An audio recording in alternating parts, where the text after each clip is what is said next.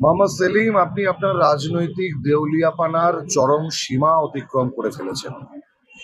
কংগ্রেসের ঘাড়ে বন্দুক ঠেকিয়ে আপনি প্রকারান্তরে হুমকি দিচ্ছেন, জোট না করলে কংগ্রেসের ঘর আপনি ভেঙে দেবেন।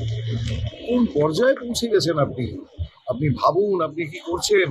রুটি রুজি, কর্মসংস্থানের লড়াই, সাম্প্রদায়িকতার বিরুদ্ধে লড়াই আপনার কাছ থেকে আমাদের শিখতে হবে না মোহাম্মদ সেলিম? আমরা জানি কেন জোট করার জন্য আপনি মরিয়া হয়ে উঠেছেন। যে কোনো মূল্যে আপনাকে মালদা কিংবা মুর্শিদাবাদের একটা আসনে দাঁড়িয়ে এমএলএ হতে হবে। বিধায়ক হওয়ার লোভ আপনার জেগেছে। তা বিধায়ক হওয়ার লোভ যখন জেগেছে, একা একা লড়ুন। একা একা লড়ে বিধায়ক হন। কি বারণ করেছে? আমরা তো বারণ করতে চাইনি। আমাদের জোট প্রক্রিয়া, তার সিদ্ধান্ত আমাদের দলের নির্দিষ্ট একটি পন্থা মেনে করা হবে। আপনি বারংবার বারংবার একই জিনিস, একই কথা বলার পরে আপনি আজকে বলছেন পাড়ায় পাড়ায়, গ্রামে গ্রামে, বুথে বুথে কংগ্রেস কর্মীদের নাকি আপনাদের কমরেডরা কি বলবেন টলবেন, কি প্রচ্ছন্ন হুমকি দিচ্ছেন নাকি? এখনো হ্যাংওভার কাটেনি।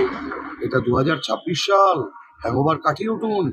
পাড়ায় পাড়ায় একজন কংগ্রেস কর্মীও যদি থাকে, তারা সমুচিত জবাব দিতে তৈরি আছে আপনাকে। কিন্তু মোহাম্মদ সেলিম, মাথায় রাখবেন, হ্যাংওভার কাটান।